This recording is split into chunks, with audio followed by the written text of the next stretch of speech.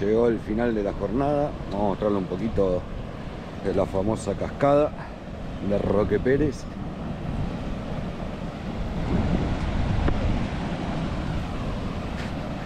Casi dejo el tobillo en la cascada. Pero bueno, nada. Una buena jornada. Vamos a subir el videito después.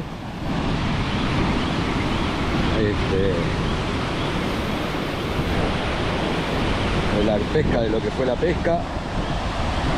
Ahí está el momia, concentrado mirando el agua, el paisaje.